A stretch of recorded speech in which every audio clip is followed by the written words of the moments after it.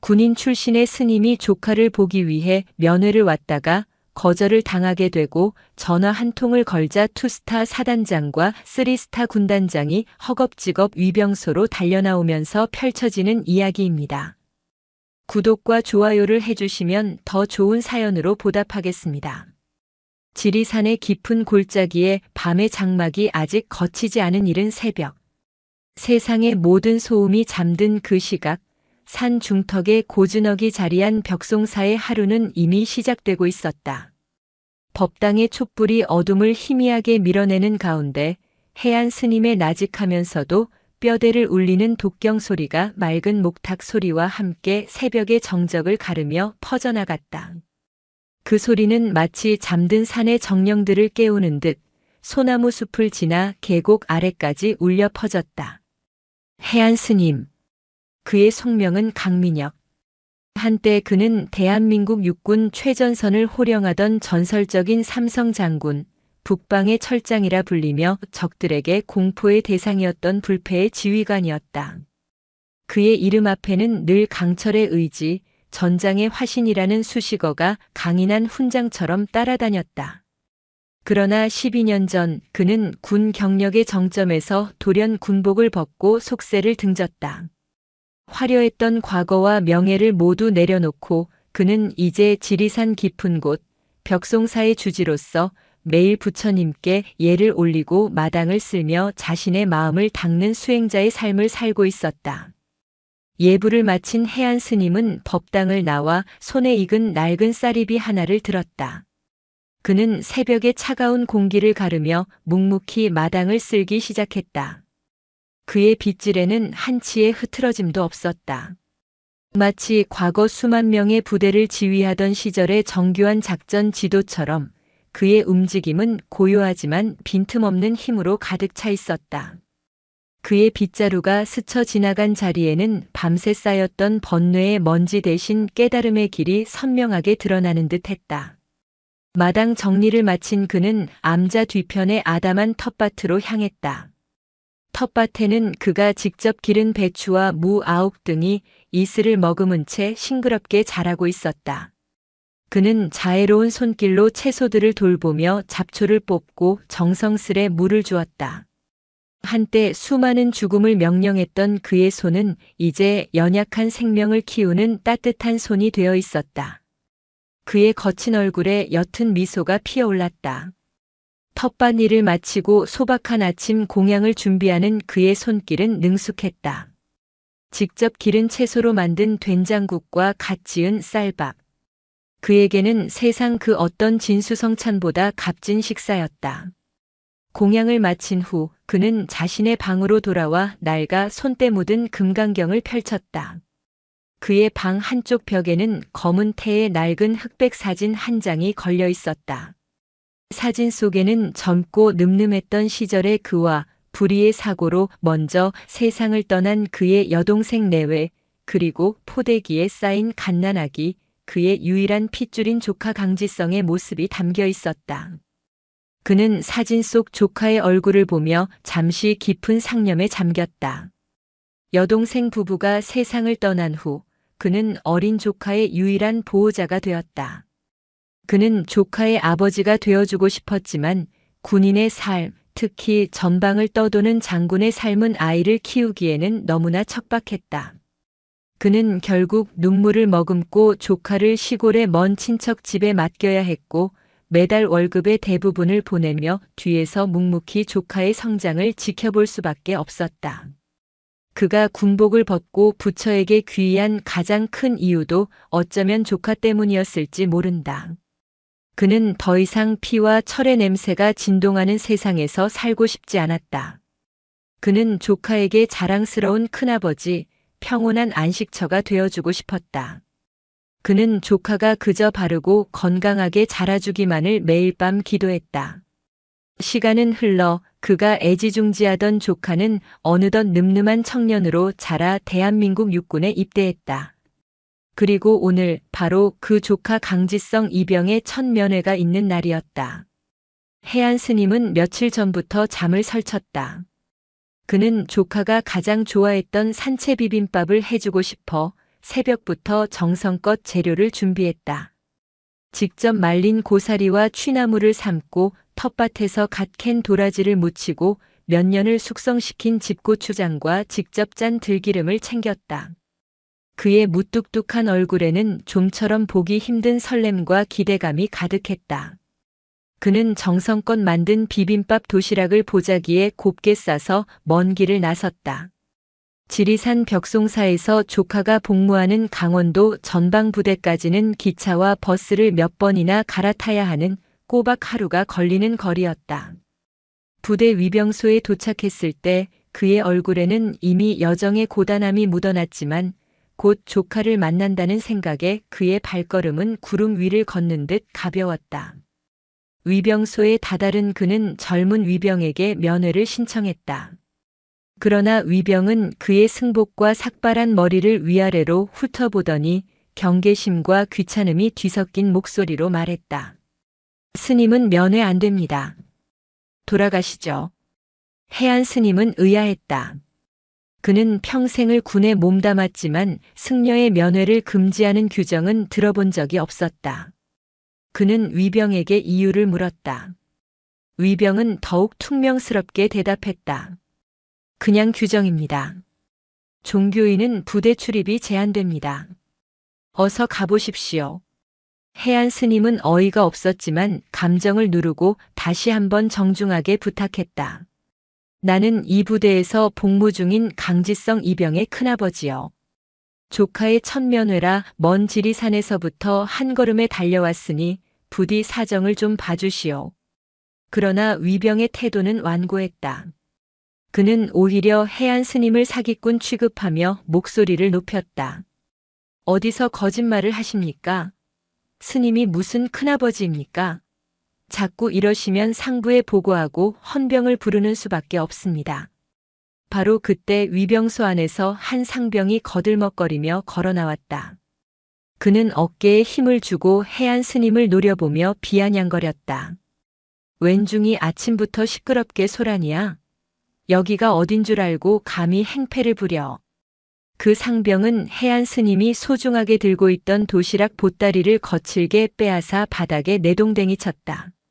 보자기가 풀어 헤쳐지며 정성껏 준비한 나물과 밥이 흙바닥에 나뒹굴었다. 해안 스님의 온화했던 얼굴이 순간 차갑게 굳어졌다. 그의 눈빛이 가늘어졌다. 그는 나직하게 말했다. 이복의 젊은이. 그것은 내 조카에게 먹일 음식이었네. 어찌하여 남의 음식을 함부로 대하는가. 상병은 더욱 기고만장해져서 해안 스님의 멱살이라도 잡을 듯이 다가서며 소리쳤다. 시끄럽고 당장 안 꺼져. 다시 한번 내 눈에 띄면 이 자리에서 뼈도 못 추릴 줄 알아. 해안 스님은 더 이상 참지 않았다. 그의 눈에서 얼음장같이 차갑고 날카로운 기운이 뿜어져 나왔다. 전장을 호령하던 철장의 기백이 그의 온몸을 감쌌다. 그는 상병을 똑바로 응시하며 물었다. 자네 소속과 이름이 무엇인가? 상병은 콧방귀를 뀌며 대답했다. 내 이름은 내놈 같은 중놈이 알아서 못하게. 알고 싶으면 내가 모시는 부처님한테나 물어보시지. 해안 스님은 조용히 눈을 감았다. 깊은 숨을 들이마셨다 내쉬었다. 그래, 내가 잠시 잊고 있었다. 이곳은 부처의 도량이 아닌 욕망과 아집이 들끓는 속세였지. 그가 다시 눈을 떴을 때 그의 눈빛은 더 이상 자비로운 수행자의 그것이 아니었다. 수많은 전투를 승리로 이끌었던 강민혁 장군의 냉철한 눈빛으로 완벽하게 변해 있었다. 그는 품속 깊숙한 곳에서 날띠 낡은 폴더폰 하나를 꺼내 들었다. 그리고 망설임 없이 단축번호 1번을 길게 눌렀다. 나다. 강민혁. 수화기 너머에서 잠결에 전화를 받은 듯한 목소리가 들려왔다. 그러나 강민혁이라는 이름 석자가 들리는 순간 목소리의 주인은 경악하며 잠이 확 깬 듯 다급하게 외쳤다. 카카. 강민혁 카카 맞으십니까? 지금 어디십니까? 해안 스님은 흙바닥에 흩어진 비빔밥을 싸늘하게 내려다보며 담담하게 말했다. 그래, 나다. 지금 즉시 제5군단으로 와주게. 내가 있는 곳은. 그는 위병소에 적힌 부대 명칭을 정확히 읊었다. 그리고 조용히 전화를 끊었다. 위병소의 병사들은 아무것도 모른 채 여전히 그를 향해 조롱 섞인 웃음을 흘리고 있었다. 그들은 자신들이 방금 건드린 인물이 어떤 존재인지, 그리고 그들의 오만함이 어떤 거대한 폭풍을 불러일으킬지 상상조차 하지 못하고 있었다. 12년간 깊은 산속에서 침묵하던 전설의 철장이 마침내 잠에서 깨어나는 순간이었다. 해안 스님이 전화를 끊고 채 10분도 지나지 않았을 때였다. 부대 앞 비포장도로에서 먼지 바람을 일으키며 검은색 고급 세단 한 대가 미친 듯한 속도로 달려와 위병소 앞에 급정거했다. 뒷좌석에서 황급히 내린 사람은 별 2개가 선명한 군복을 입은 중년의 장성이었다. 그는 바로 5군단 부군단장인 윤성호 소장이었다. 그는 해안 스님을 발견하자마자 마치 100만 대군 앞에서 적장을 만난 병사처럼 달려와 조금의 망설임도 없이 허리를 90도로 숙이며 외쳤다. 카카, 강민혁 카카, 이게 얼마만입니까? 제가 너무 늦었습니다. 윤성호 소장. 그는 과거 강민혁 장군이 사단장으로 재직하던 시절 그의 곁을 그림자처럼 지켰던 작전 참모였다. 그는 강민혁을 단순한 상관이 아닌 군인으로서의 삶의 지표이자 아버지처럼 따랐다. 그런 그가 돌연 모든 것을 버리고 속세를 떠났을 때 윤성호는 하늘이 무너지는 듯한 상실감에 며칠 밤을 눈물로 지새웠다. 그런 전설 속의 영웅이 지금 초라한 승복 차림으로 자신의 눈앞에 서 있는 것이었다. 위병소의 병사들은 눈앞에 벌어진 광경에 입을 다물지 못했다. 방금 전까지 자신들이 중놈이라 부르며 무시하고 조롱했던 스님에게 하늘같이 높은 투스타 장군이 깎듯이 예를 갖추는 모습은 그들의 상식으로는 도저히 이해할 수 없는 충격적인 장면이었다. 특히 해안 스님에게 직접 행패를 부리고 음식을 내던졌던 박태민 상병은 얼굴이 백지장처럼 하얗게 질려 사시나무 떨듯 떨기 시작했다. 해안 스님은 감격에 겨워 어쩔 줄 모르는 윤성호 소장의 어깨를 툭 치며 말했다. 오랜만이군, 윤 장군. 그간 별일 없었나? 윤성호 소장은 눈물을 글썽이며 말을 제대로 잇지 못했다. 각하, 어찌하여 이리도 누추한 곳에 각하께서 부르셨으면 제가 모시러 갔어야 마땅한데. 해안 스님은 바닥에 나뒹구는 비빔밥을 턱짓으로 가리키며 담담하게 말했다.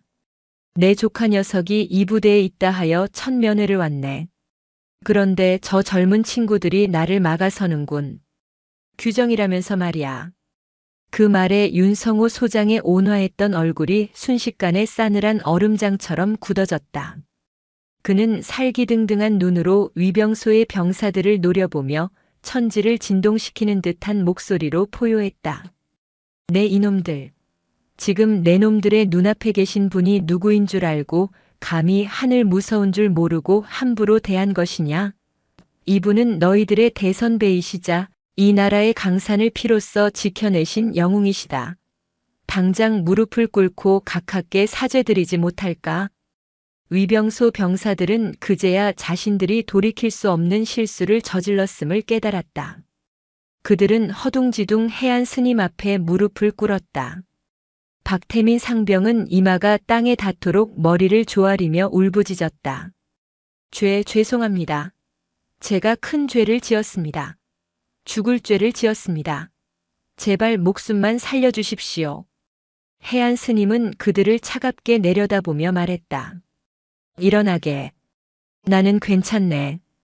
다만 군복의 무게를 잊고 사는 젊은이들을 보니 내 마음이 편치 않을 뿐일세. 바로 그때 위병소 안에서 당직 사관인 김중희가 혼비백산하여 달려나왔다. 그는 윤성호 소장을 보자마자 각 잡힌 경례를 붙였다. 충성. 중위 김남준. 무슨 일로 왕림하셨습니까? 윤성호 소장은 김중희의 얼굴을 쏘아보며 질책했다. 자네는 당직 사관이라는 자가 위병소에서 이만한 소란이 벌어지도록 대체 뭘 하고 있었나? 그리고 저자는 대체 누구인데 감히 강민혁 각하께 이따위 모욕을 준 것인가? 김중희는 박태민 상병을 쳐다보며 식은땀을 흘렸다. 박태민 상병은 다름 아닌 이 부대의 사단장 박진우 소장의 외아들이었다. 그는 평소에도 사단장 아들이라는 배경을 믿고 온갖 비행을 저질러 왔으며 부대 간부들 사이에서는 그를 건드리지 않는 것이 불문율처럼 여겨지고 있었다. 김중희 역시 그 사실을 알기에 소란을 보고도 애써 못 본 척했던 것이다. 김중희가 대답을 못하고 우물쭈물하는 사이 윤성호 소장은 더욱 노성을 터뜨렸다. 당장 저자의 군장을 꾸려 연병장으로 집합시켜. 그리고 자네 또한 모든 책임을 물을 것이니 당장 연병장으로 집합하도록. 오늘 내가 썩어 빠진 군기를 뿌리부터 다시 잡아주겠다. 김중희는 새파랗게 질린 얼굴로 박태민 상병에게 군장을 꾸릴 것을 명령했다. 박태민 상병은 거의 울면서 위병소 안으로 끌려 들어갔다. 잠시 후 부대 전체에 한 번도 울린 적 없던 가장 높은 단계의 비상경보 사이렌이 요란하게 울려 퍼졌다. 모든 장병이 전투복 차림으로 연병장에 집합했다. 사단장인 박진우 소장 역시 보고를 받고 급히 연병장으로 달려왔다. 그는 윤성호 소장을 보자마자 의아한 표정으로 경례를 붙였다. 충성. 사단장 소장 박진우. 부군단장님 어인일이십니까? 윤성호 소장은 박진우 소장을 경멸 어린 눈으로 쳐다보며 차갑게 말했다. 박진우 소장. 자네는 아들 교육을 어떻게 시켰기에 감히 하늘 같은 강민혁 각하께 이따위 망동을 부리게 하는가? 박진우 소장은 강민혁이라는 이름에 화들짝 놀랐다. 그는 설마 하는 표정으로 윤성호 소장이 바라보는 곳, 허름한 승복 차림의 스님을 쳐다보았다. 그리고 그는 자신의 눈을 몇 번이고 비볐다. 그토록 존경하고 따랐던 전설 속의 철장 강민혁 장군이 먼지 낀 승복을 입은 채 자신의 눈앞에 서 있는 것이었다. 박진우 소장의 얼굴에서 핏기가 가셨다. 그는 비명을 지르며 해안 스님 앞으로 달려가 그대로 무릎을 꿇었다. 각하, 강민혁 각하, 소장 박진우 각하께 죽을 죄를 지었음을 고합니다. 아들을 잘못 키운 죄 이 자리에서 목을 내놓고 받겠습니다. 그는 땅바닥에 머리를 찌우며 눈물로 용서를 빌었다. 해안 스님은 그의 어깨를 잡으며 말했다. 일어나게 박 장군. 자네만의 잘못이 아닐세. 내가 수행이 부족하여 벌어진 일이야. 그때 완전 군장을 맨 박태민 상병이 연병장으로 끌려 나왔다. 그는 무릎 꿇은 아버지와 전설 속의 장군을 번갈아 쳐다보며 넋이 나간 표정이었다. 박진우 소장은 아들을 보자마자 이성을 잃고 달려가 아들의 뺨을 잇는 힘껏 후려쳤다. 이 천하의 쓸모없는 놈. 내 놈이 감히 누구에게 그따위 망발을 저지른 것이냐. 이분은 내 애비가 평생을 그림자라도 좇고 싶어 했던 분이시다. 당장 각하께 무릎 꿇고 사죄드리지 못할까? 박태민 상병은 그제야 자신이 저지른 일의 무게를 깨닫고 해안 스님 앞에 무릎을 꿇고 빌기 시작했다. 잘못했습니다. 제가 정말 죽을 죄를 지었습니다. 부디 한 번만 용서해 주십시오. 해안 스님은 그를 내려다보며 조용히 말했다. 용서는 내가 하는 것이 아닐세. 자네의 죄는 나라의 군법이 다스리게 될 걸세. 바로 그 순간이었다. 연병장 입구로 검은색 세단들이 꼬리에 꼬리를 물고 먼지를 일으키며 달려 들어왔다. 차에서 내린 사람들은 모두 어깨에 별을 단 장군들이었다. 원스타, 투스타, 심지어 쓰리스타까지. 그들은 모두 과거 강민혁 장군의 지휘 아래 함께 전장을 누볐던 부하들이었다.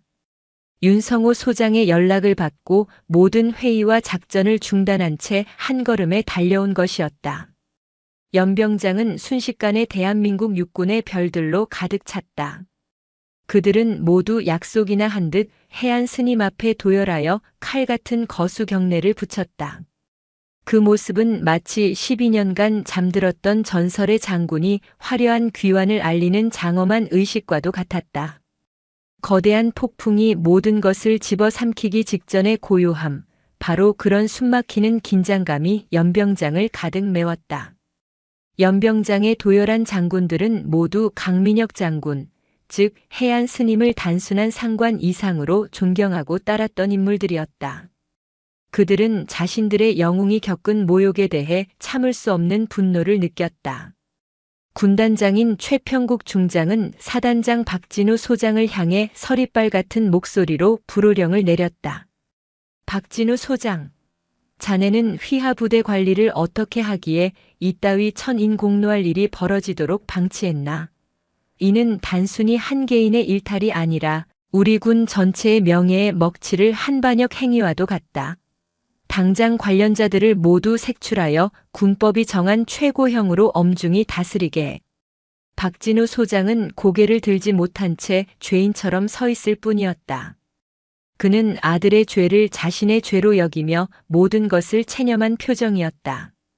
최평국 중장은 연병장에 집합한 수천 명의 장병들을 향해 일장 연설을 시작했다. 그의 목소리는 마이크 없이도 연병장 끝까지 쩌렁쩌렁 울렸다.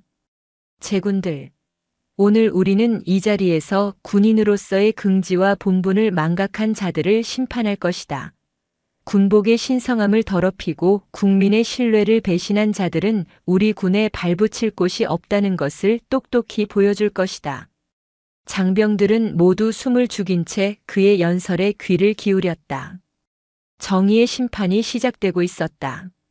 가장 먼저 심판대에 오른 것은 위병소에서 해안 스님에게 행패를 부렸던 박태민 상병이었다. 그는 상관 모욕, 직권 남용, 군 기물 파손 도시락을 음식물 쓰레기로 만든 죄 등 온갖 죄목이 적용되어 즉시 군사재판에 회부되었다. 그는 결국 불명예 전역과 함께 군 교도소 수감이라는 비참한 최후를 맞았다. 다음은 당직 사관이었던 김중이었다. 그는 상급자 비호 및 직무유기, 근무 태만으로 즉시 보직 해임되었고 정직 3개월의 중징계를 받았다. 그의 군 생활은 사실상 끝난 것이나 다름없었다. 마지막으로 사단장인 박진우 소장이었다. 그는 아들의 죄에 대한 모든 지휘 책임을 지고 그 자리에서 직접 전역 지원서를 작성하여 군단장에게 제출했다. 그는 해안 스님 앞에 다가와 마지막 인사를 하며 피눈물을 흘렸다. 각하, 부디 만수무강하십시오. 저는 오늘부로 군복을 벗고 평범한 죄인으로 돌아가겠습니다. 각하의 얼굴에 먹칠을 한 죄, 평생을 참회하며 살겠습니다. 해안 스님은 그의 손을 잡으며 말했다. 박 장군, 너무 자책하지 말게. 인생은 누구나 실수를 하는 법. 중요한 것은 그 실수를 어떻게 책임지고 그 이후를 어떻게 살아가는가에 달렸네.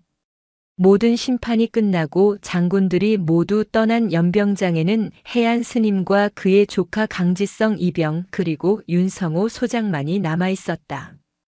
해안 스님은 흙과 먼지로 범벅이 된 비빔밥을 조심스럽게 보자기에 다시 담았다. 그리고 지성이에게 말했다. 지성아, 배고플 텐데. 이거라도 먹어야지. 지성은 눈물을 뚝뚝 흘리며 고개를 저었다. 큰아버지, 죄송합니다. 저 때문에 큰아버지께서 이런 험한 일을. 해안 스님은 지성의 어깨를 따뜻하게 감싸 안으며 말했다. 내 잘못이 아니다. 모든 것은 내 수행이 부족하여 벌어진 일인 것을. 자, 어서 한술 뜨거라. 정성이 들어간 음식은 식어도 맛있는 법이니라. 그는 손수 흙이 묻은 밥과 나물을 털어내고 한 숟가락을 떠서 지성의 입에 넣어주었다. 지성은 눈물을 삼키며 비빔밥을 받아 먹었다.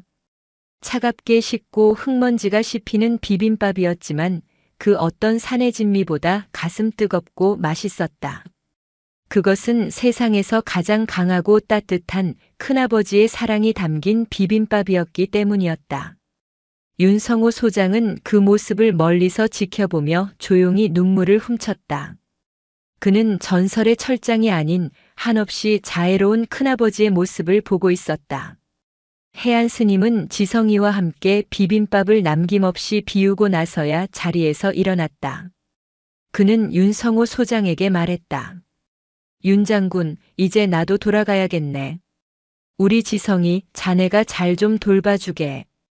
윤성호 소장은 칼 같은 거수 경례를 하며 대답했다. 각하 염려 놓으십시오.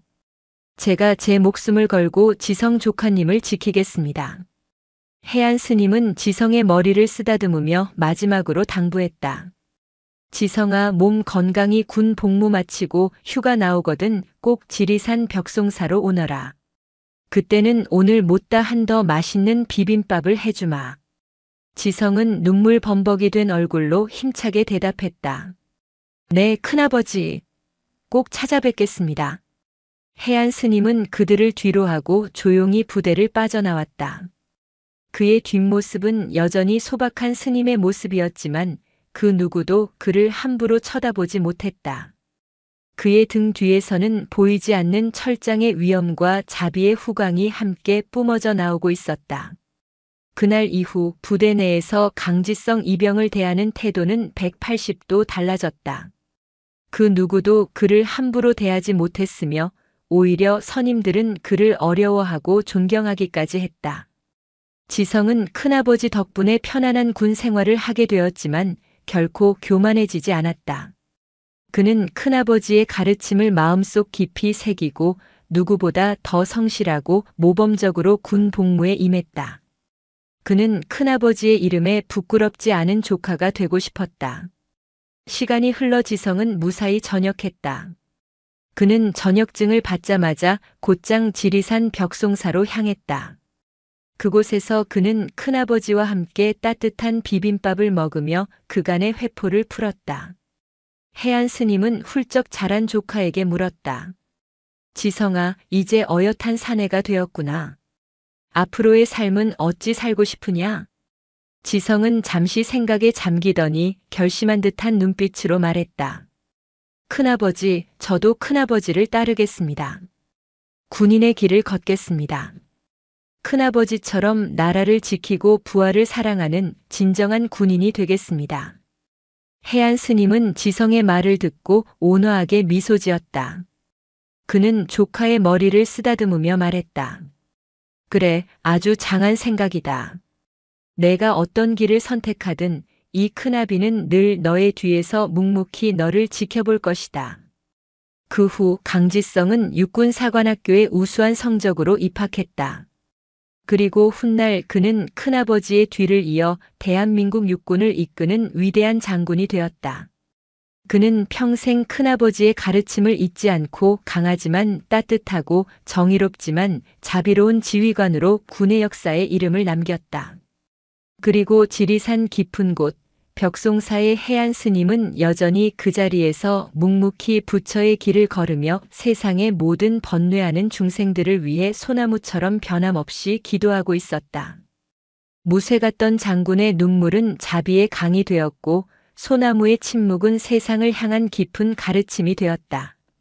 그의 이야기는 전설이 되어 사람들의 입에 오르내렸고 진정한 힘과 용서의 의미를 되새기게 하는 영원한 교훈으로 남았다.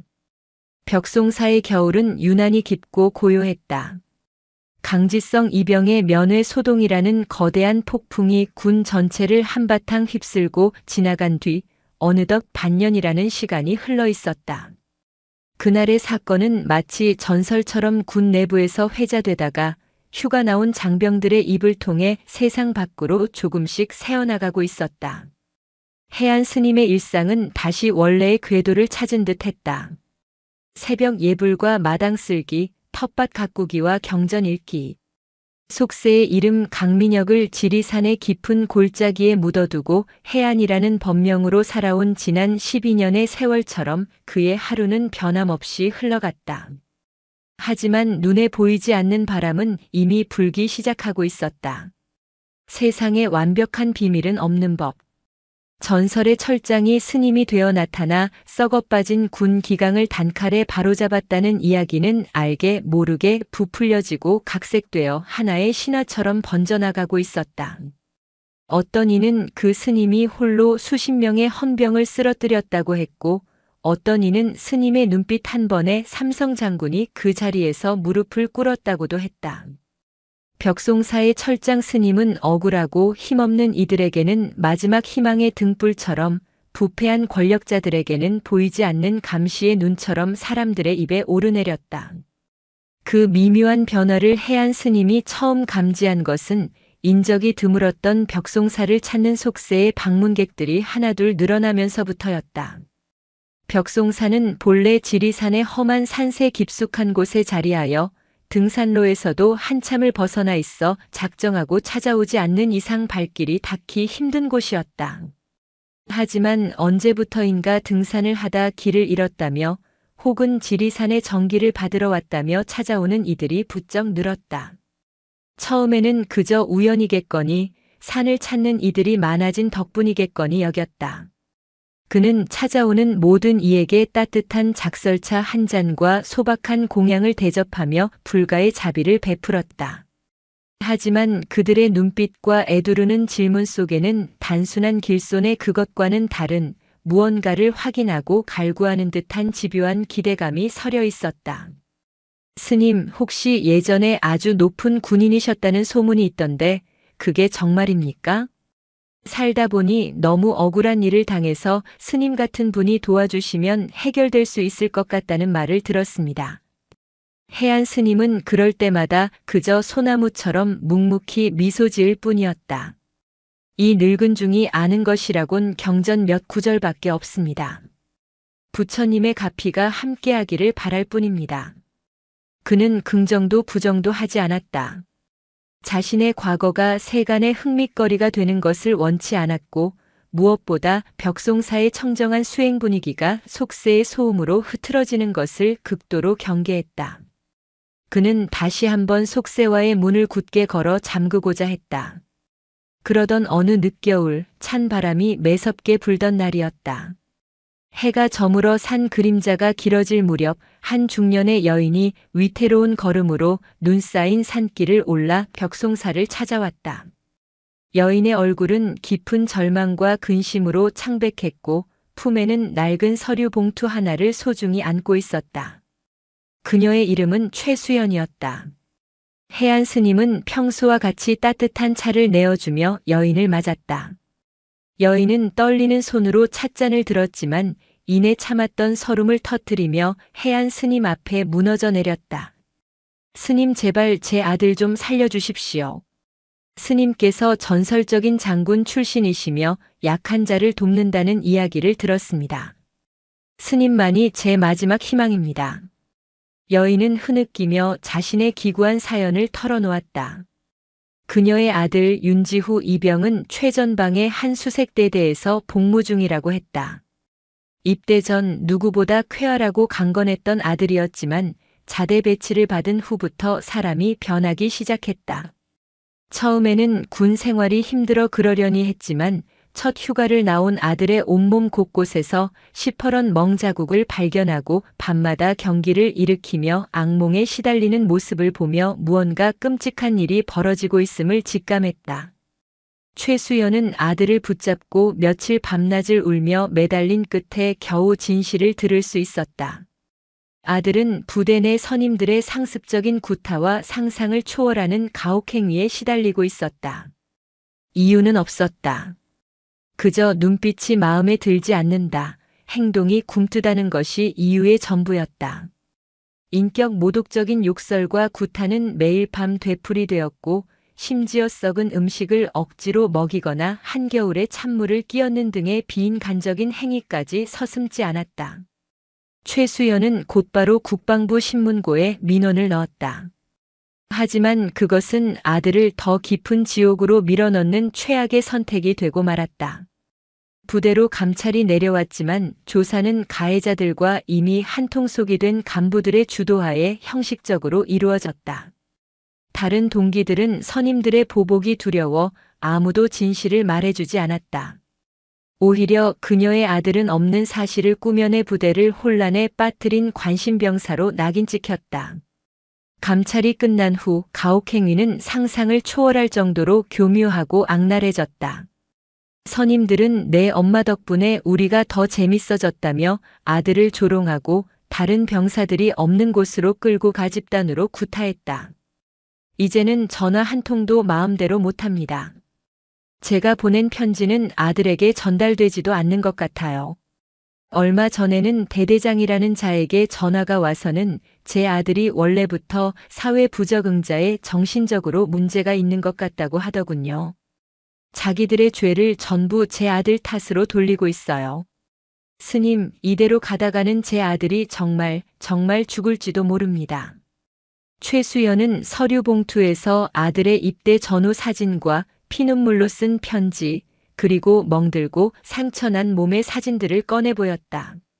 사진 속에는 한때 늠름했던 젊은이의 얼굴이 공포와 절망으로 일그러져 있었고, 그의 몸에는 차마 눈뜨고 보기 힘든 폭력의 낙인들이 선명하게 새겨져 있었다. 해안 스님의 표정은 여전히 무뚝뚝했지만 그의 눈동자는 순간적으로 지진이라도 일어난 듯 깊게 흔들렸다.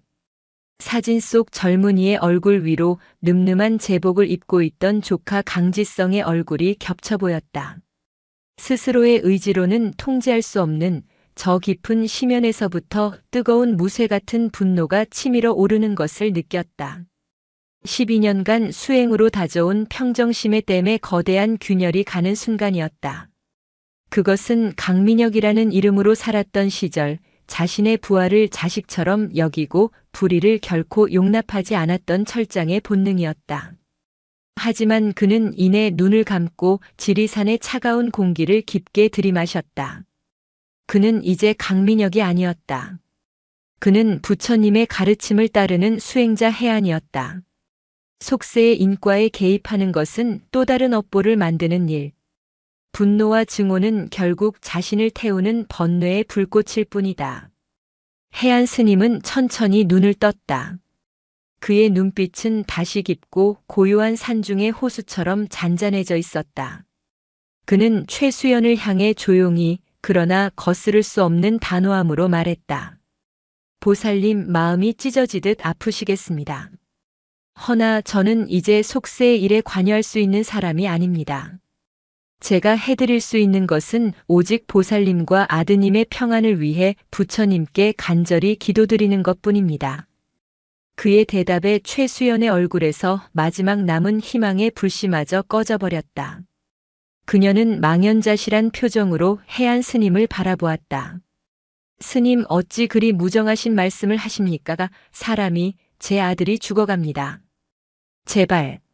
무정해서가 아닙니다, 보살님. 세상의 모든 고통은 인연에 따라 생기고 사라지는 법. 분노로 분노를 다스릴 수는 없습니다. 진정한 해결은 아드님의 마음속에, 그리고 그릇된 길을 가는 저들의 마음속에 자비와 참회의 씨앗을 심는 것에서 시작되어야 합니다. 해안 스님은 불가의 가르침을 들어 그녀를 위로하려 했지만 그의 말은 절망의 늪에 빠진 어머니의 귀에 가닿지 못했다. 최수연은 더 이상 아무 말도 하지 않았다.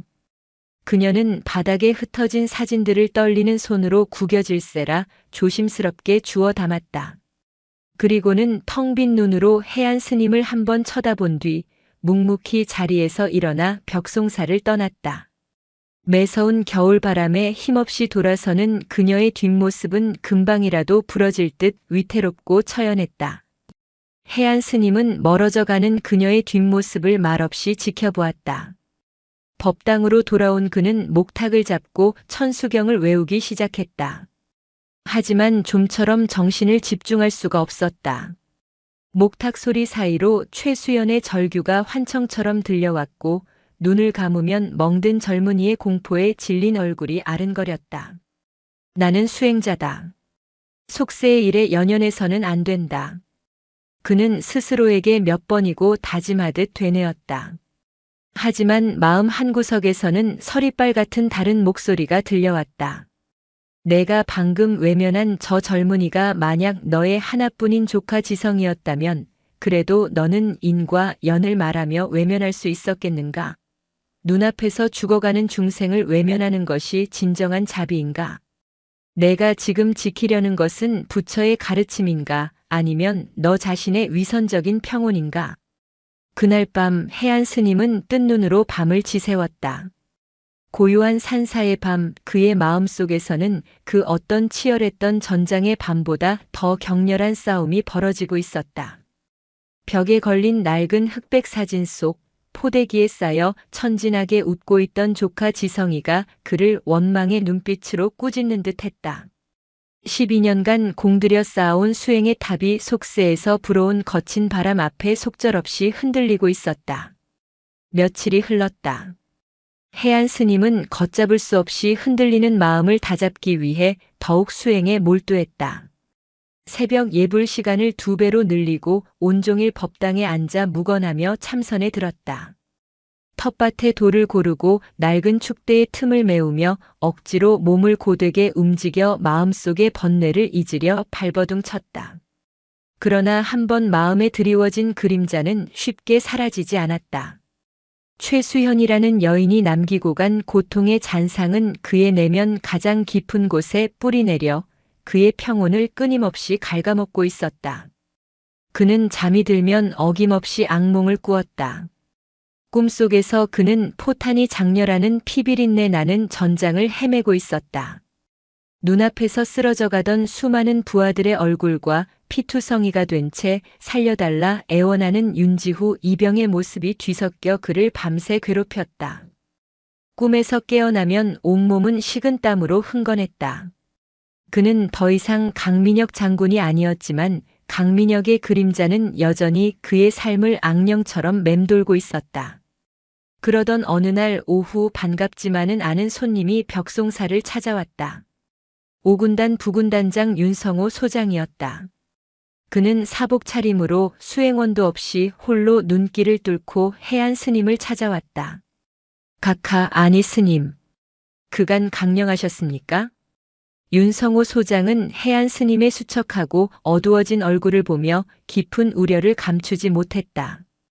그는 최근 벽송사의 철장 스님에 대한 소문이 군을 넘어 민간에까지 파다하게 퍼지고 있으며 온갖 억울한 사연을 가진 사람들이 벽송사로 구름처럼 몰려들고 있다는 이야기까지 전해 들었다.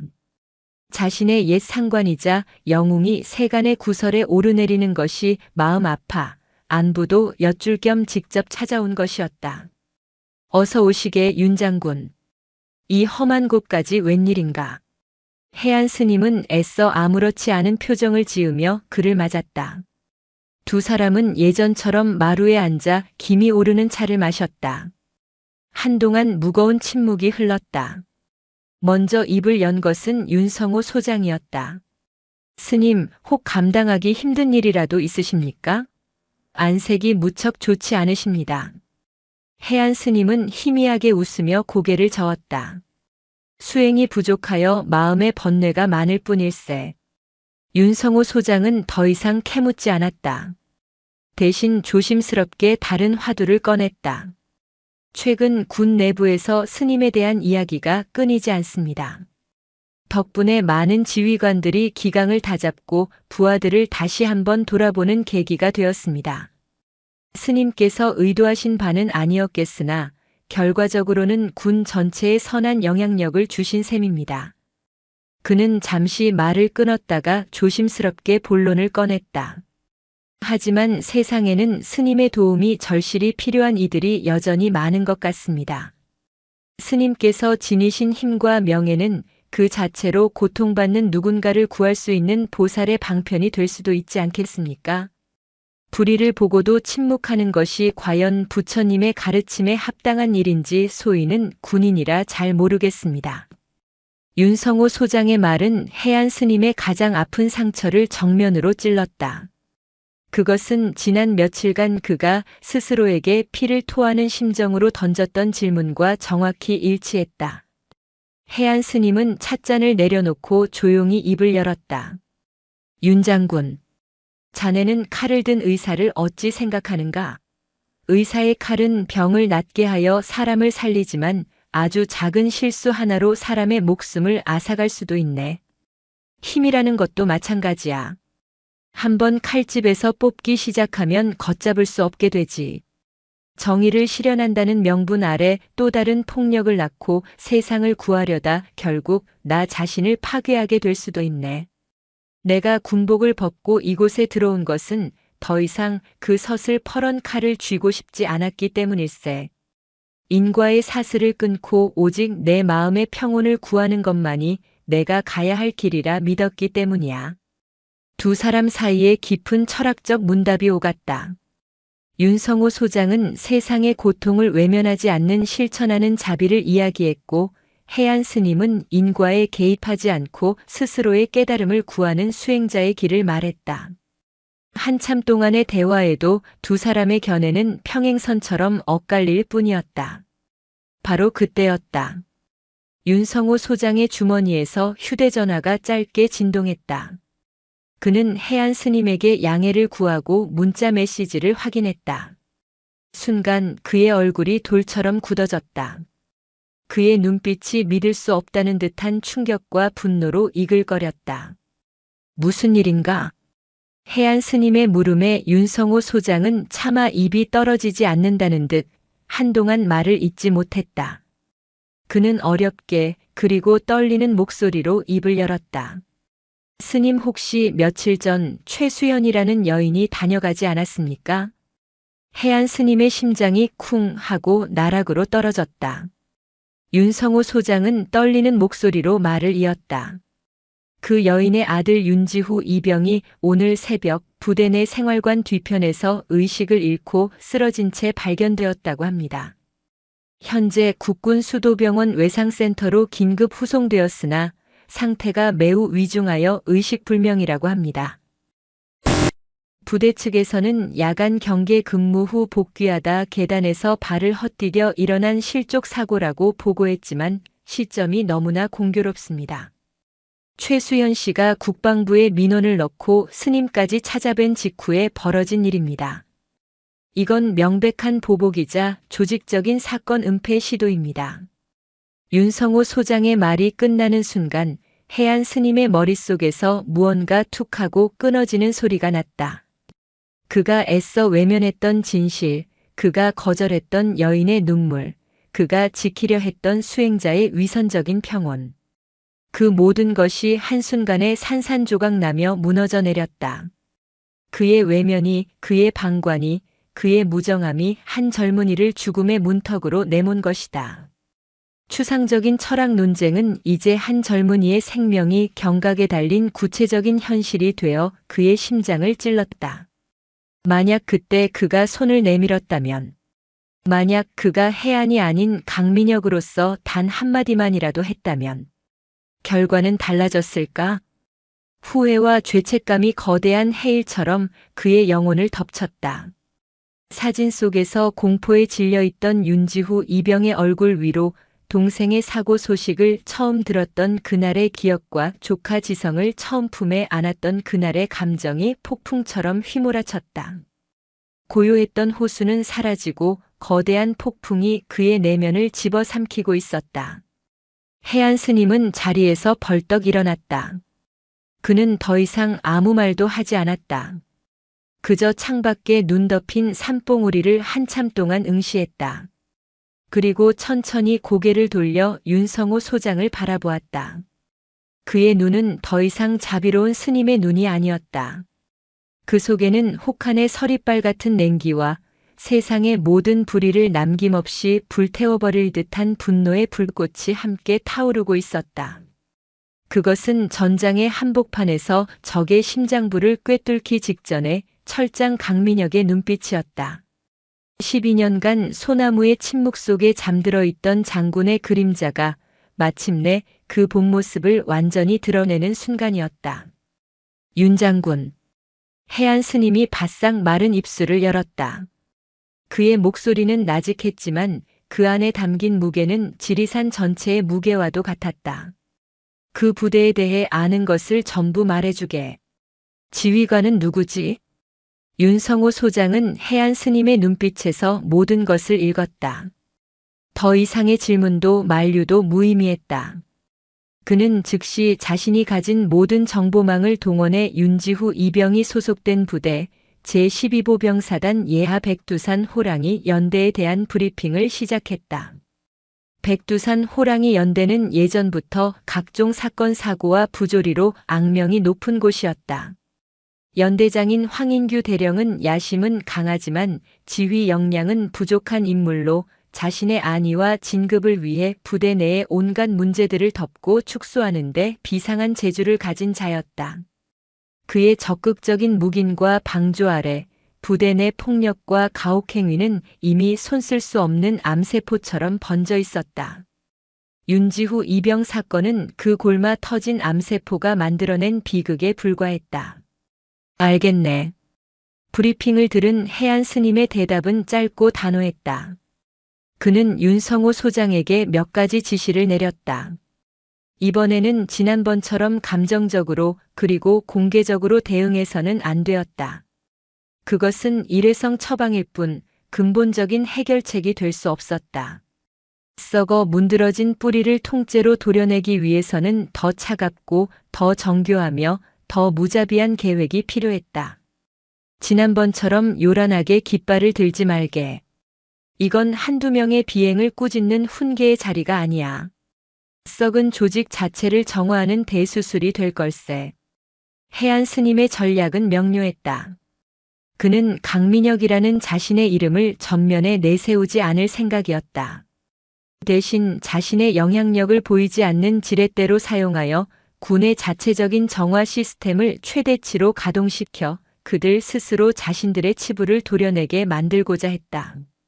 이것은 단순히 몇 명의 가해자를 처벌하는 것을 넘어 부패한 지휘 계통 전체를 심판하고 땅에 떨어진 군 사법 시스템의 정의를 바로 세우는 거대한 작전이었다. 윤성호 소장은 해안 스님의 지시에 따라 은밀하고 신속하게 움직이기 시작했다. 그가 가장 먼저 연락한 곳은 군단이나 사단이 아니었다. 그의 전화는 군의 심장부 계룡대의 국방부로 향했다. 그가 접촉한 인물은 과거 강민혁 장군이 가장 신임했던 법무참모 중 한 명으로 현재 육군본부 감찰실을 총괄하는 정민준 준장이었다. 정 장군 오랜만이요. 강민혁 장군님을 기억하시오? 정민준 준장은 강민혁이라는 이름 석자에 수화기를 쥔 손에 힘을 주며 자세를 고쳐 앉았다. 윤성호 소장은 자초지종을 설명하며 이것이 단순한 사건이 아니라 군의 명예와 존립이 걸린 일임을 강조했다. 그리고 이 모든 작전의 배후에 그분의 서슬 퍼런 눈이 지켜보고 계시다는 것을 넌지시 비췄다. 정민준 준장은 단 1초도 망설이지 않았다. 그는 즉시 육군본부 직속의 특별합동조사단을 극비리에 소집했다. 조사단은 감찰, 헌병, 법무병과의 최고 엘리트 요원들로 구성되었다. 이들의 목표는 백두산 호랑이 연대가 아니었다. 연대를 관리 감독하는 상급 부대인 12사단, 그리고 그 위의 군단까지 사건의 은폐 및 축소에 직간접적으로 관련된 모든 지휘 계통과 부패의 사슬을 남김없이 파헤치는 것이었다. 조사는 소리 없이 그러나 맹렬하게 진행되었다. 특별합동조사단은 연대를 급습하는 대신 외곽에서부터 거대한 그물망을 던져 조용히 포위망을 좁혀갔다. 그들은 먼저 국군 수도병원에 입원 중인 윤지후 이병의 신병을 확보하고 그의 어머니 최수연 씨를 안전가옥으로 이동시켜 보호 조치했다. 그리고 물밑에서 백두산 호랑이 연대 출신 전역자들과 휴가 나온 장병들을 비밀리에 접촉해 피해 사실을 수집했다. 증언은 본물처럼 터져나왔다. 수년간 묵인되어 온 폭력의 기록들이 뇌물을 받고 사건을 무마해준 간부들의 명단이 진실을 말하려는 병사에게 가해진 협박과 회유의 증거들이 산더미처럼 쌓여갔다. 연대장 황인규 대령은 아무것도 눈치채지 못하고 있었다. 그는 윤지후 이병이 사고로 부대를 떠난 것을 자신의 부대를 시끄럽게 했던 골칫거리가 사라진 것으로 여기며 안도하고 있었다. 그가 육군본부로부터 전반기 부대 운영 실태 보고를 위해 참모들과 함께 본부로 들어오라는 공문을 받았을 때도 그는 자신의 능력을 과시할 좋은 기회라고 생각하며 의기양양하게 계룡대로 향했다. 육군본부의 거대한 지하 벙커 회의실.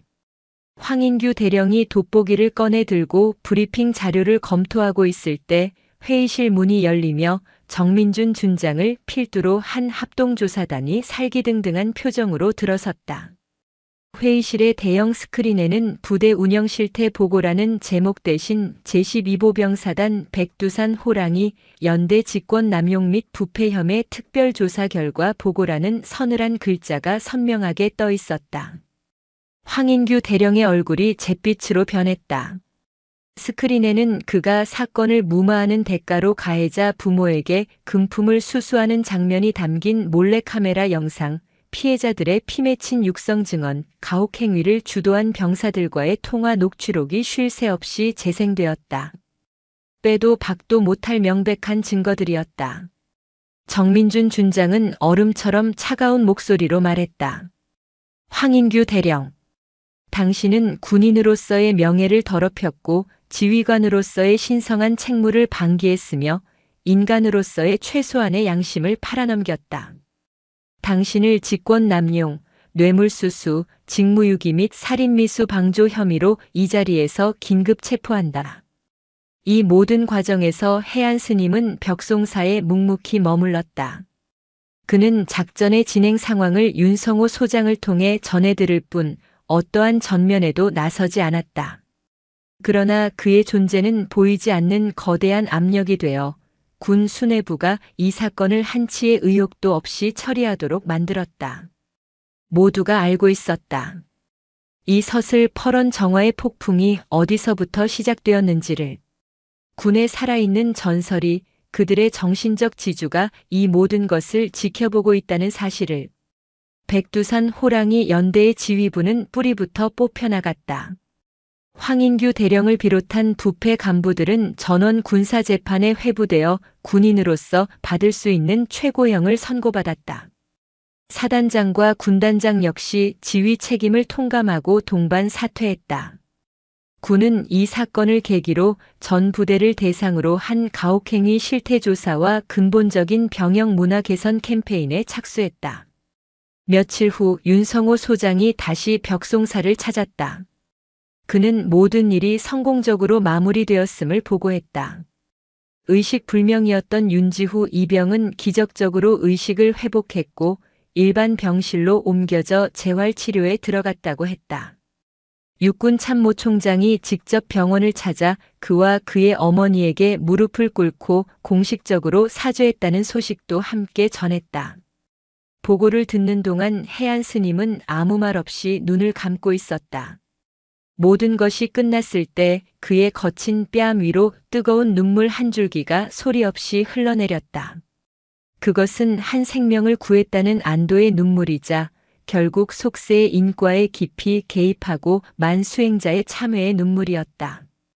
그는 세상의 정의를 바로 세웠지만 자신의 평온은 산산조각 나버렸다. 그는 다시 한번 확인했다. 자신은 결코 해안만으로 살아갈 수 없다는 것을. 자신의 내면에는 언제든 깨어날 수 있는 강민혁이라는 이름의 뜨거운 철장이 함께 살고 있다는 것을. 윤성호 소장이 돌아간 후 해안 스님은 법당에 홀로 앉아 밤새 목탁을 두드렸다. 그의 목탁 소리는 그 어느 때보다 처연하고 깊게 지리산의 겨울밤을 울리고 있었다. 앞으로 그가 걸어가야 할 길은 어디일까? 속세와 출가, 철장과 스님, 그 아슬아슬한 경계에서 그는 과연 어떤 답을 찾아야 하는 것일까? 그의 고뇌는 이제 막 다시 시작되고 있었다. 지리산의 혹독한 겨울이 가고 봄이 찾아왔지만 벽송사의 고요함은 예전 같지 않았다. 정화의 폭풍이라 불린 두 번째 사건 이후 벽송사의 철장 스님에 대한 전설은 이제 걷잡을 수 없는 신화가 되어 나라 전체로 퍼져나갔다. 해안 스님이 의도했던 은밀한 작전은 역설적이게도 그의 신비감을 더욱 증폭시키는 결과를 낳았다. 사람들은 보이지 않는 곳에서 거대한 부패의 사슬을 끊어낸 그의 힘에 더욱 열광했다. 그 결과 벽송사로 향하는 발길은 끊이지 않았다. 아니, 지난번과는 비교도 할 수 없을 만큼 불어났다. 봄이 되어 산길이 열리자 그들의 발걸음은 더욱 거세졌다. 그들은 더 이상 등산객을 가장하지 않았다. 처음부터 명확한 목적을 가지고 벽송사를 찾았다. 그들의 손에는 저마다의 억울한 사연이 담긴 서류 봉투와 빛바랜 사진, 피눈물로 쓴 탄원서가 들려 있었다. 벽송사의 작은 마당은 전국 각지에서 모여든 사람들로 매일 인산인해를 이루었다. 군대 내의 부조리를 고발하는 이들은 물론 악덕 기업에 의해 기술을 착취당한 중소기업 사장, 의료사고로 자식을 잃고도 병원의 거대한 벽 앞에서 좌절한 부모, 수십 년간 해결되지 않은 미제 사건의 실마리라도 찾고 싶은 실종자 가족까지. 그들은 벽송사를 마지막 남은 정의의 보루이자 기적을 행하는 성소처럼 여기고 있었다. 그들은 법당을 향해 절을 하고 향을 피우고 작은 불전함에 꼬깃꼬깃한 지폐를 넣으며 하염없이 스님을 기다렸다. 그들의 간절한 눈빛과 침묵의 절규는 무거운 공기가 되어 암자 전체를 짓눌렀다. 해안 스님은 속수무책이었다. 그는 더 이상 마루에 앉아 차를 대접할 수도 법당에 앉아 고요히 참선에 들 수도 없었다.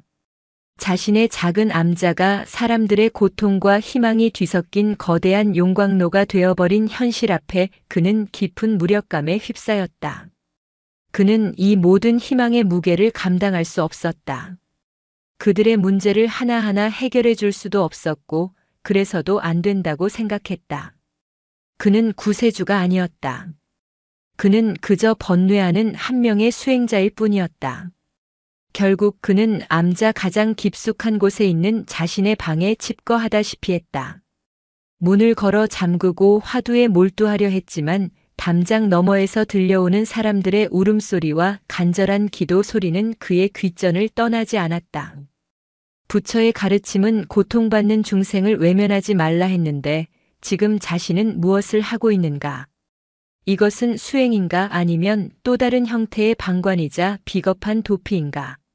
그는 자신이 불가의 가르침과 세상의 기대 사이에서 위선적인 줄타기를 하고 있는 사기꾼처럼 느껴졌다. 그러던 어느 날 또다시 윤성호 소장이 무거운 표정으로 벽송사를 찾았다. 그는 암자 입구부터 장사진을 이룬 사람들을 보고 깊은 한숨을 내쉬었다. 스님, 이러다가 정말 큰일이 나겠습니다. 스님의 명성이 스님 자신을 옥죄는 족쇄가 되고 있습니다. 해안 스님은 쓴웃음을 지었다. 내가 자초한 일인 것을 누굴 탓하겠나. 두 사람은 오랫동안 마주 앉아 침묵했다. 윤성호 소장은 고심 끝에 하나의 제안을 내놓았다. 스님, 스님께서 매번 그들의 칼이 되어주실 수는 없습니다. 그건 스님께서 추구하시는 길이 아니지 않습니까?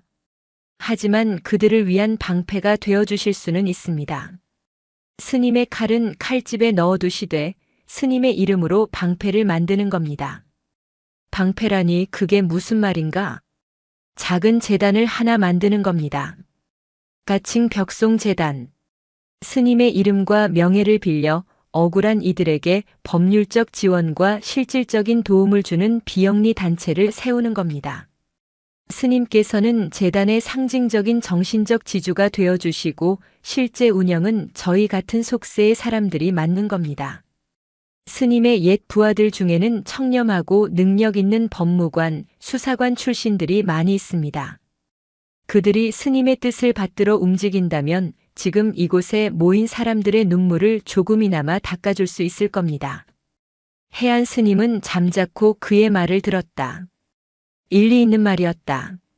자신이 직접 나서는 대신 시스템을 통해 자비를 베푸는 것. 그것이 어쩌면 속세와 출가의 경계에서 그가 찾을 수 있는 현실적인 대안일지도 몰랐다. 그가 깊은 생각에 잠겨 있을 때였다. 암자의 작은 종이 울렸다. 새로운 방문객을 알리는 신호였다. 하지만 이번 방문객은 조금 달랐다. 그는 다른 사람들처럼 마당으로 들어와 하소연을 늘어놓지 않았다. 대신 봄비가 부슬부슬 내리는 암자 입구의 일주문 아래에서 미동도 없이 굳건히 서 있었다. 행색은 남루했다. 낡고 해진 점퍼에 흙탕물이 튄 바지를 입고 있었다. 하지만 그의 허리는 꼿꼿했고 그의 시선은 오직 벽송사의 법당만을 향해 있었다. 마치 무언가를 기다리는 석상처럼 그는 새벽부터 해가 질 때까지 그 자리를 떠나지 않았다. 하루, 이틀, 사흘이 지났다. 남루한 행색의 사내는 매일 같은 시간에 나타나 같은 자리를 지켰다. 그의 끈질김에 다른 방문객들도 혀를 내둘렀다. 마침내 해안 스님은 그를 만나보기로 결심했다. 무언가 범상치 않은 사연을 가진 인물임이 분명했다. 해안 스님이 일주문 앞으로 걸어나가자 사내는 천천히 고개를 들었다. 세월의 풍파에 깊게 팬 주름과 수척한 뺨, 모든 것을 잃은 자의 공허한 눈빛. 하지만 해안 스님은 그 얼굴을 단번에 알아보았다. 그리고 온몸이 그대로 얼어붙는 듯한 충격을 느꼈다. 그는 바로 박진우였다. 한때 수만 명의 병력을 지휘하던 당당한 투스타 자신의 아들이 저지른 일로 인해, 그리고 결국 해안 스님, 즉 강민혁의 등장으로 인해 하루아침에 모든 것을 잃고 군복을 벗어야 했던 남자. 그가 유령처럼 해안 스님의 눈앞에 서 있었다. 해안 스님은 복잡한 감정의 소용돌이에 휩싸였다. 분노, 연민, 죄책감, 그리고 알 수 없는 불안감. 그가 복수하러 온 것인가? 아니면 무언가를 요구하러 온 것인가? 그러나 박진우의 다음 행동은 그의 모든 예상을 완전히 빗나가게 했다.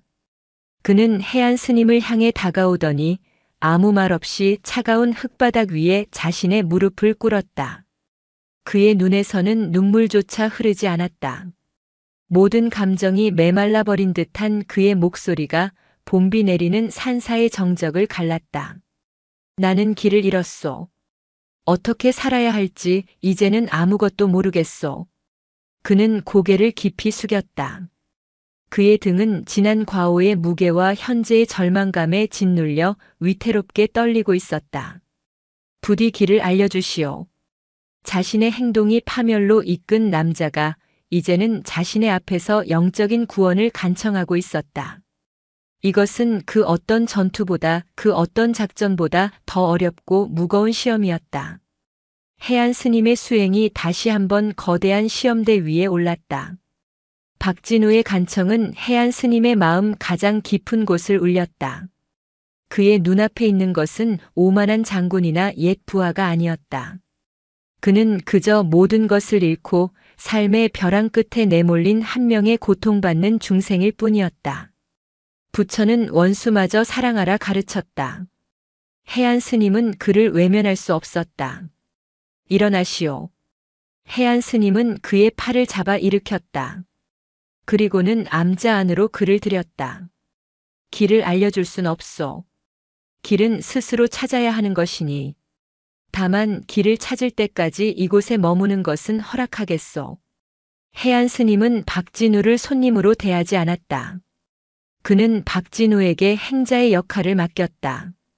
행자란 절에 머물며 온갖 꾸준 일을 도맡아 하는 예비 수행자를 뜻한다. 새벽 일찍 일어나 장작을 패고 차가운 냇가에서 쌀을 씻고 비에 젖은 마당을 쓰는 일. 한때 장군으로서 호령하던 그에게는 상상도 할 수 없는 고된 육체 노동이었다. 박진우는 아무런 불평 없이 그 모든 일을 묵묵히 받아들였다. 그것은 그가 스스로에게 내리는 속죄의 과정이었다. 땀 흘려 장작을 패고 시린 손으로 빨래를 하며 그는 지난날의 교만과 허영을 씻어내고 있었다. 그와 동시에 서울의 한 작은 사무실에서는 새로운 희망이 싹트고 있었다. 윤성호 소장은 해안 스님의 허락을 받아 마침내 벽송 재단의 문을 열었다. 해안 스님이 지난 12년간 단 한 푼도 건드리지 않았던 군인 연금과 퇴직금이 고스란히 재단의 종잣돈이 되었다. 윤성호 소장은 자신의 옛 전우들을 수소문했다. 군법무관 시절 독사라 불릴 만큼 집요했지만 청렴하기로 소문났던 퇴역군 검사, 군 최고의 정보 분석가로 손꼽혔던 전직 정보사 장교 그리고 약자들을 위해 무료 변론을 마다하지 않던 인권 변호사. 이들이 벽송이라는 이름 아래 하나로 뭉쳤다. 이야기는 두 개의 공간을 교차하며 흘러갔다. 한쪽에서는 서울의 번잡한 재단 사무실이 있었다. 벽송사로 향하던 수많은 사연들이 이제는 체계적으로 분류되어 재단으로 접수되었다. 재단의 첫 번째 공식 사건은 오메가 부대 방사능 피폭 사건이었다. 수십 명의 병사들이 방호 장비도 없이 노후화된 통신 장비 철거 작업에 동원되었고 전역 후 원인 모를 백혈병과 암에 시달리고 있었다. 군은 책임을 회피했고 병사들은 거대한 조직 앞에서 속수무책이었다. 재단팀은 전직 정보 장교의 분석력으로 군수물자 기록을 파헤치고 전직 군 검사의 집요함으로 내부 증언을 확보했으며 인권 변호사의 날카로운 법리로 국방부를 압박했다. 그들의 일은 더디고 지난했지만 체계적이고 효과적이었다. 그것은 감정이 아닌 시스템으로 구현되는 자비의 현장이었다. 다른 한쪽에서는 봄비 내리는 고요한 산사, 벽송사가 있었다. 박진우는 여전히 묵묵히 행자의 삶을 살고 있었다. 해안 스님은 그에게 어려운 법문을 설파하지 않았다. 대신 함께 텃밭을 일구고 낡은 법당의 벽을 보수하며 말없이 함께 공양하고 고요히 함께 좌선했다. 가르침은 말이 아닌 노동의 신성함과 현재 순간에 대한 집중, 그리고 소박한 일상의 리듬 속에 있었다. 몇 달의 시간이 흐르자 박진우에게서 서서히 변화가 나타나기 시작했다. 장군의 오만함과 날카로운 기백은 사라지고 그 자리에 고요한 겸손함이 자리 잡았다. 육체적 고통은 오히려 그의 정신을 맑게 해주었고 단순한 일상 속에서 그는 아주 오랜만에 마음의 평온을 느끼기 시작했다. 어느 날 저녁 공양을 마친 후 박진우는 처음으로 해안 스님에게 자신의 속내를 털어놓았다. 그는 아들 이야기를 꺼냈다. 아들이 그렇게 된 것은 전적으로 자신의 잘못이라고 고백했다. 자신은 아들에게 올바른 가치를 가르친 것이 아니라 계급과 권력이 모든 것을 해결해 줄 수 있다는 오만함을 가르쳤다고. 아들은 자신의 일그러진 욕망이 낳은 괴물이었을 뿐이라고. 그의 눈에서 뒤늦은 참회의 눈물이 흘러내렸다. 바로 그 무렵 서울로부터 기쁜 소식이 전해졌다. 벽송재단이 마침내 첫 번째 승리를 거둔 것이었다. 국방부는 오메가 부대 사건의 책임을 공식적으로 인정하고 피해자들에게 정당한 보상과 평생의 의료 지원을 약속했다. 윤성호 소장은 격앙된 목소리로 해안 스님에게 승전보를 전했다. 해안 스님은 그저 조용히 고개를 끄덕일 뿐이었다. 그날 저녁 그는 이 소식을 박진우에게 전해주었다. 박진우는 한참 동안 아무 말 없이 허공을 응시했다. 그는 처음으로 다른 종류의 힘을 목격했다. 지휘하고 호령하는 힘이 아니라 상처를 치유하고 약자를 보호하는 힘. 그 힘의 근원이 바로 자신이 그토록 원망했던 강민혁, 아니 해안 스님이라는 사실 앞에서 그는 복잡한 감정에 휩싸였다. 그의 마음속에서 무언가 단단히 얼어붙었던 것이 녹아내리는 소리가 들렸다. 절망의 잿더미 속에서 아주 작은 새로운 목적의 씨앗 하나가 싹을 틔우고 있었다. 며칠을 고심하던 박진우는 마침내 해안 스님을 찾아갔다. 스님, 저 같은 놈도 그 일을 돕는 데 쓰일 곳이 있겠습니까? 박진우의 제안은 해안 스님에게 또 다른 화두를 던졌다. 과연 용서와 자비는 어디까지 이르러야 하는가? 그는 박진우에게 재단의 일을 돕는 것을 허락했다. 다만 지도자로서가 아닌 가장 낮은 곳에서 봉사하는 자원봉사자로서의 역할이었다. 박진우는 벽송사의 작은 골방에서 일을 시작했다. 낡은 컴퓨터 한 대로 재단과 소통하며 그가 가진 경험과 지식을 쏟아부었다. 전직 고위 장성으로서 군 조직의 생리와 행정 절차를 꿰뚫고 있는 그의 경험은 재단에겐 천군만마와도 같았다. 그는 접수된 사건들의 기록을 검토하며 군 내부의 절차적 허점을 찾아냈고 법무팀에게 효과적인 대응 전략을 조언했다. 그는 자신의 과거 지위를 개인의 영달이 아닌 타인을 돕는데 처음으로 사용하고 있었다. 그는 속죄의 길 위에서 새로운 소명을 발견한 것이다. 그의 변화에 대한 소문은 아들에게까지 전해졌다. 불명예 전역 후 무력감과 분노 속에서 방황하던 아들 박태민은 반신반의하며 벽송사를 찾았다. 앙상하게 마른 채 행자의 복색으로 묵묵히 장작을 패고 있는 아버지의 모습을 본 그는 큰 충격을 받았다. 아버지와 아들의 재회는 서먹하고 고통스러웠다. 해안 스님은 그들의 만남에 일절 관여하지 않았다. 그저 두 사람이 스스로 깨진 관계를 마주하고 건너갈 수 있도록 지켜볼 뿐이었다. 며칠이 지난 어느 날 저녁 박진우는 아들 앞에 고개를 숙였다. 그는 아들에게 처음으로 진심 어린 사과를 했다. 그날의 사건 때문만이 아니었다. 아들을 그렇게 만든 자신의 잘못된 가치관과 뒤틀린 부성에 그 모든 것에 대해 용서를 구했다.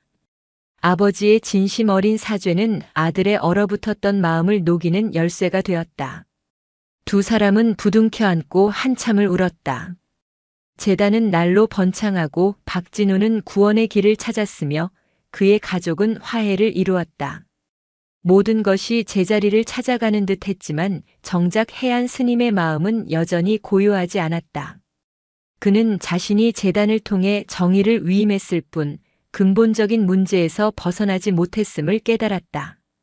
벽송사는 여전히 상징적인 성소였고 그는 그곳의 주지였다. 주지란 단지 머무는 사람이 아니라 부처님의 법을 지키고 이어가는 사람을 뜻한다. 그는 더 이상 개인의 해탈만을 추구하는 단순한 수행자가 아니었다. 그는 공동체를 이끌고 세상의 아픔에 답해야 하는 리더의 자리에 서 있었다. 그는 자신의 길이 속세로부터의 도피도 속세로의 회귀도 아님을 깨달았다. 그의 길은 그 경계에 서서 세상의 고통과 부처의 자비 사이에 다리를 놓는 것이었다. 어느 깊은 여름밤 해안 스님은 폭우가 쏟아지는 법당 마당에 정좌하고 밤샘 좌선에 들었다. 쏟아지는 잠과 거센 빗줄기 속에서 그의 의식은 아득해졌다. 바로 그 순간 그의 내면에서 환한 빛과 함께 커다란 깨달음이 찾아왔다. 스님인가 장군인가? 그는 그동안 이분법적인 질문에 갇혀 있었다. 하지만 답은 둘 중 하나를 선택하는 것이 아니었다. 그의 길은 스님의 지혜와 자비로 장군의 결단력과 전략을 이끄는 것이었다. 칼을 휘둘러 적을 베는 장군이 아니라 칼을 품고 밭을 가는 농부처럼 힘을 사용하되 그 힘에 취하지 않고 오직 생명을 키우는 데 쓰는 것. 그것이 그가 가야 할 길이었다. 전투를 치르는 대신 평화의 조건을 만들고 정의를 심판하는 대신 정의가 자라날 토양을 일구는 것.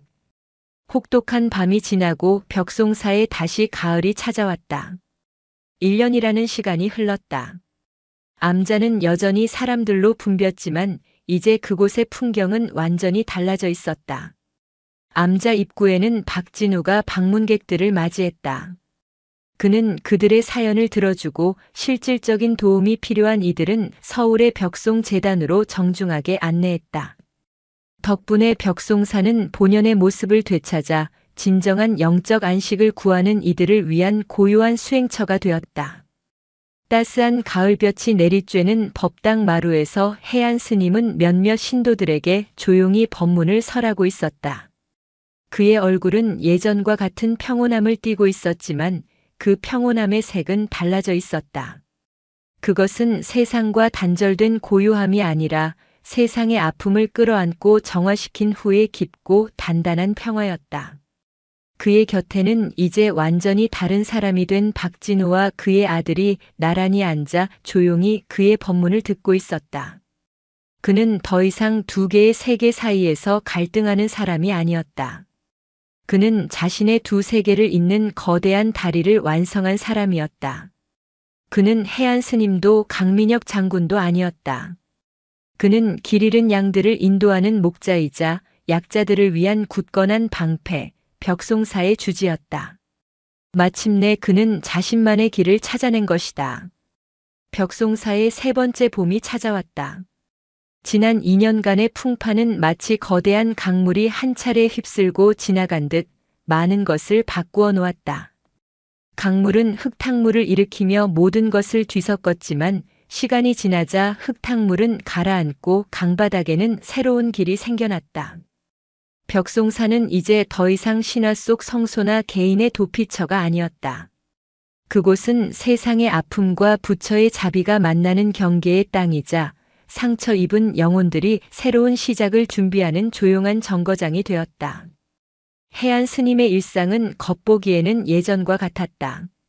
그는 여전히 새벽 일찍 일어나 예불을 올리고 마당을 쓸고 텃밭을 가꾸었다. 하지만 그의 내면은 이제 굳건한 평화로 가득 차 있었다.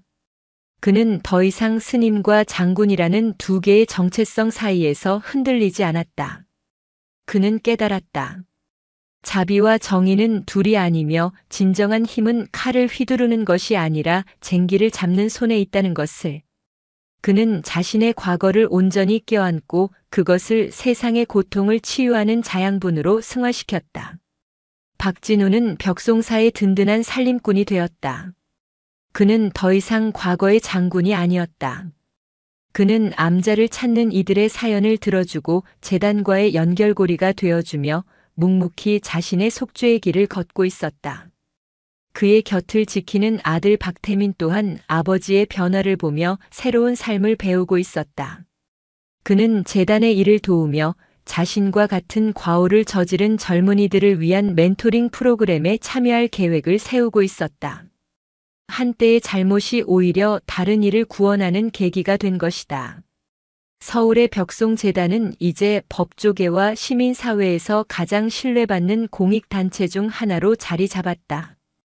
윤성호 소장은 재단의 이사장으로서 강민혁 장군의 정의감과 해안 스님의 자비심을 겸비한 리더십으로 재단을 이끌었다.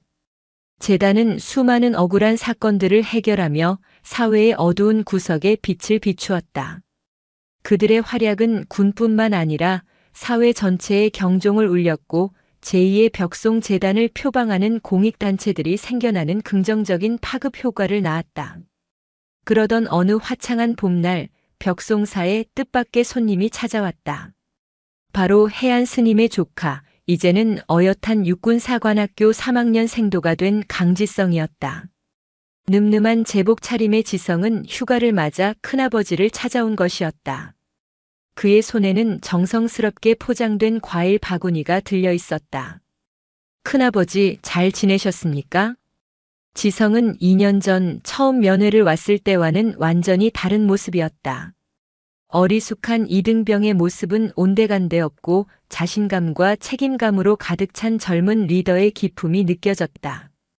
해안 스님은 조카의 늠름한 모습을 보며 흐뭇한 미소를 지었다. 두 사람은 예전처럼 마루에 앉아 이야기를 나누었다. 지성은 생도 생활의 어려움과 보람 그리고 미래의 포부에 대해 이야기했다. 그는 큰아버지처럼 아니 강민혁 장군님처럼 불의에 타협하지 않고 부하들을 진심으로 아끼는 참된 군인이 되고 싶다고 말했다. 이야기를 듣던 해안 스님은 조용히 지성의 손을 잡았다. 지성아, 훌륭한 군인이 되는 것도 좋지만 그보다 먼저 좋은 사람이 되어야 한다. 계급장이나 권력은 언젠가 사라지는 허상과도 같은 것이니 그것에 취해서는 안 된다. 진정한 힘은 다른 사람의 마음을 얻는 데서 나온다는 것을 잊지 말거라. 그때 박진우가 두 사람에게 따뜻한 차를 내어왔다. 지성은 박진우를 알아보지 못했다. 그저 암자에서 일하는 행자 중 한 명일 것이라 생각했다. 해안 스님은 두 사람을 소개했다. 지성아, 인사드려라. 이쪽은 박진우 장군님이시다. 내가 군 생활을 할 때 큰 도움을 주셨던 분이지. 지성은 깜짝 놀랐다. 눈앞에 남루한 행자가 한때 사단장이었던 박진우 장군이라는 사실을 믿을 수 없었다. 그는 당황하며 자리에서 일어나 경례를 붙이려 했다. 하지만 박진우가 먼저 그의 손을 잡으며 만류했다. 이제 나는 장군이 아닐세, 젊은이. 그저 이곳에서 새로운 삶을 배우고 있는 늙은 행자일 뿐이야. 박진우는 담담한 미소를 지으며 말했다. 그의 얼굴에서는 과거의 오만함이나 현재의 비참함이 아닌 모든 것을 내려놓은 자의 평온함이 느껴졌다. 그는 지성에게 자신의 과거 이야기를 들려주었다. 자신의 어리석었던 과오와 그로 인해 모든 것을 잃었던 절망의 시간, 그리고 이곳 벽송사에서 다시 희망을 찾게 된 과정을 진솔하게 고백했다. 지성은 숙연한 마음으로 그의 이야기를 들었다. 교과서에서는 결코 배울 수 없는 삶의 가장 깊은 곳에서 건져 올린 지혜의 가르침이었다. 그는 권력의 정점에서 나락으로 떨어졌다가 다시 일어서는 한 인간의 모습을 통해 진정한 리더십과 인생의 의미에 대해 다시 한번 생각하게 되었다. 그날 오후 벽송사의 작은 마당에서는 소박한 잔치가 열렸다. 해안 스님과 박진우, 지성 그리고 암자의 다른 행자들이 함께 둘러앉아 봄나물 가득한 비빔밥을 나누어 먹었다. 그곳에는 더 이상 장군도 스님도 죄인도 없었다. 오직 서로의 상처를 보듬고 새로운 시작을 응원하는 따뜻한 마음을 가진 사람들만이 함께할 뿐이었다. 저녁이 되어 지성은 부대로 복귀하기 위해 길을 나섰다. 해안 스님은 암자 입구까지 그를 배웅했다. 노을이 지는 산길을 내려가는 조카의 뒷모습을 보며 해안 스님은 12년 전 처음 이곳 벽송사에 들어섰던 자신의 모습을 떠올렸다. 그는 속세의 모든 인연을 끊고 오직 해탈만을 구하기 위해 이곳에 왔다. 하지만 인연의 끈은 그가 생각했던 것보다 훨씬 질기고 깊었다. 그는 인연을 끊으려 할수록 더욱 깊은 인연의 소용돌이에 휘말렸다. 그러나 이제 그는 안다. 수행의 길이란 인연을 끊는 것이 아니라 그 인연의 의미를 깨닫고 더 나은 방향으로 가꾸어 가는 과정이라는 것을. 그는 조카와의 인연을 통해 세상에 다시 나아갈 용기를 얻었고 자신을 파멸시켰던 원수와의 인연을 통해 진정한 자비의 의미를 배웠다. 봄은 다시 왔고 산천에는 새로운 생명이 움트고 있었다. 해안 스님의 마음에도 그리고 그와 인연을 맺은 모든 이들의 마음에도 따뜻한 봄이 찾아왔다. 그의 이야기는 여기서 끝이 아니다. 그의 이야기는 이제 막 새로운 장을 시작하고 있었다. 속세의 인연과 부처의 자비가 함께하는 끝없는 구도의 여정이. 벽송사의 맑은 풍경 소리가 저녁 바람을 타고 멀리 퍼져나가고 있었다. 그것은 세상의 모든 고통받는 영혼들을 위로하는 따뜻한 자비의 노래처럼 들렸다. 오늘도 요지경 사연을 잘 들어주셔서 감사합니다.